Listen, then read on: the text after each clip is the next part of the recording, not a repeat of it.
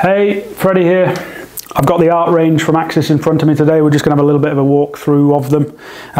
This is going to be a little bit of a product review, I guess, as well, simply because I have spent quite a bit of time on these wings.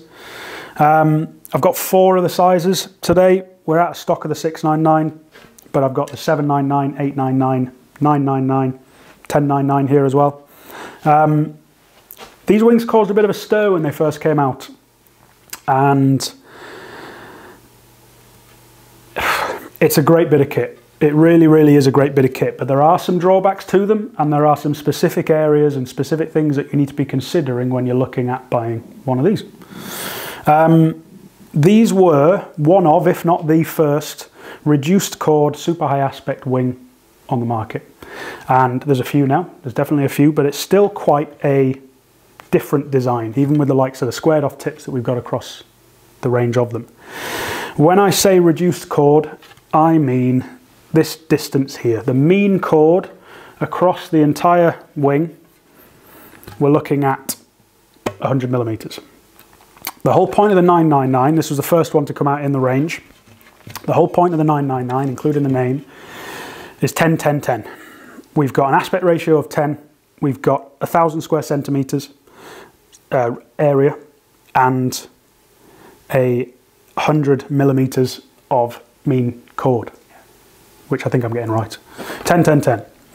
And it was wacky when it came out. It was a really quite an odd one. These wings are designed for the absolute top end of performance, mainly wing foiling, but that's only because of what we do here predominantly in the UK and in Europe, but prone foiling, toe foiling, downwind now. If you're at the peak pinnacle performance in foiling, whatever discipline it is you're doing, in the Axis range you're going to be looking towards the arts. But there are considerations to be taken. Like I said, they caused a stir when they came out. We sold a lot. But since then, there's been a lot of people that maybe have come back off them because they've realised these points that they needed to consider, and maybe it doesn't suit their riding, it doesn't suit their weight, whichever size they went for, or it doesn't suit their location. I am conscious that I would speak a little bit more negatively in some aspects of it, but I just want to make people realise that there are drawbacks to it, but there are also a hell of a lot of positives, and these are still my favourite wings within the range. They are phenomenal bits of kit. Super fast, super glidey. They're going to pick up every little bit of energy you can find in the water. When we look at the likes of the 1099, for instance, again, still mega thin. We're on the Black Series fuselage on the entire range here, so the entire range is super thin. They're really fast bits of kit. They're going to take some getting up onto foil, but once they're up there, it's very difficult, especially with the likes of the 1099, with how little energy it needs to get going, or to keep it going.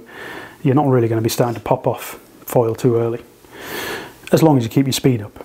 So they like running at speed. Once you've gotten used to something like this, dropping back onto a smaller foil setup is quite hard work. You just get used to running around at a higher pace. I'm not a racer, I'm not a fast person, but when you've ridden around at an average speed of 20 mile an hour, say, and then you get back onto something, these are completely random numbers, onto something that does 15 mile an hour, you just notice. When they talk about Adrian's description on the website, frictionless glide is what he talks about, and it sounds corny as hell, but it's the first thing you notice as soon as you get up and as soon as you get moving. They just want to go. It feels like the brakes have just been let off and you just go, and they don't want to stop. They do have a higher stall speed. So worth noting, if you're not used to something high aspect, they take some getting used to get going, for instance. So if you're using it to prone or subfoil, you need more speed. You need a bigger wave to get the thing going in the first place. Likewise, winging, there's going to be a lot more emphasis when you get going on there actually being a good amount of wind and generating board speed to get the foil to lift. If you're on the likes of the pump and glides or the BSCs, for instance, they're really easy lifting, and they're lifting in a lot earlier conditions. The arts, the HPS, they need a slightly different technique. They need a bit more pumping to get that board speed to get the foil to start lifting in the first place. Once you've got that technique, easy peasy, no problem. It'll take a couple of sessions potentially to get to grips with that, or depending on how much you've done, maybe a couple of hours.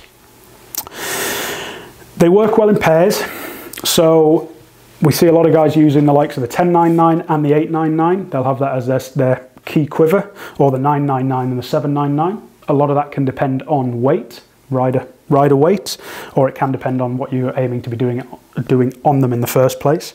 1099, I know guys do prone foil it, and it will pump for days as long as you keep the speed up there. Super duper lifty foil. I noticed it, I use the 999 and the 899. See if I can show you those kind of back to back. It doesn't feel like much, but there is quite a big difference between the two.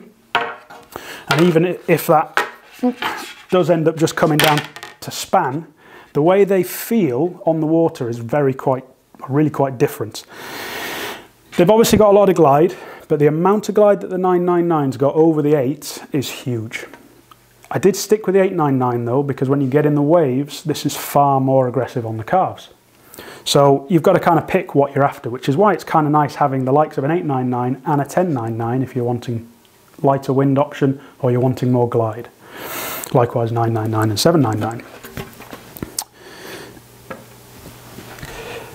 What I would say with them, across the range, even on the likes of the 899, a 90 centimetre span wing, it's still quite a spanny wing. And so they aren't as tempted to roll as quickly as something a little bit more surf orientated. And to overcome that, if you introduce them with an advanced fuselage, they pair perfectly. Gives you the ability to engage a carve a lot sooner, just because the back of the wing is a lot closer to the front of the mast, so it reacts a lot quicker. So they do work really, really well on the advanced fuselages, and that's kind of why the advanced fuselage was introduced. The fact that that advanced fuselage works on the rest of the range is only a huge benefit anyway.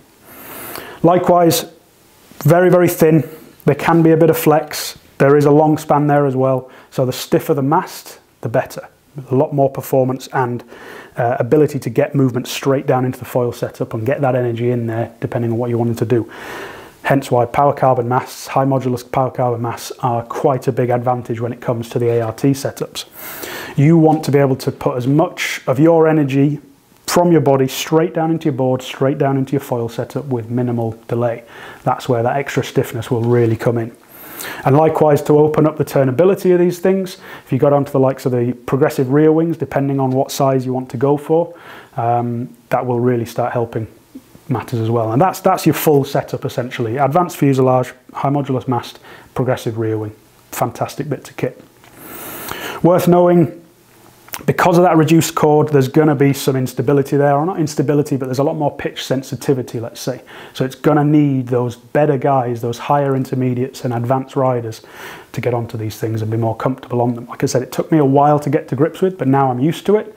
I struggle to ride anything else. The only other thing I would mention, location-wise, consider if you're in a lot of turbulent water, for instance, if you're riding through white water at beach breaks, or you're riding through a lot of tidal estuaries, you will feel quite a lot of rippling underneath the foil setups, because it hasn't got that much. I don't want to say it's not stiff, it is definitely stiff, but because there's not quite as much material there, you will feel the turbulence quite a lot under the water. So it's well worth considering that. If you do ride in one of those really turbulent areas all the time, maybe something like the HPS, which got a little bit more stability. But if you want the absolute top end of performance and you want to shred, it's very hard to look anywhere else but the ART range.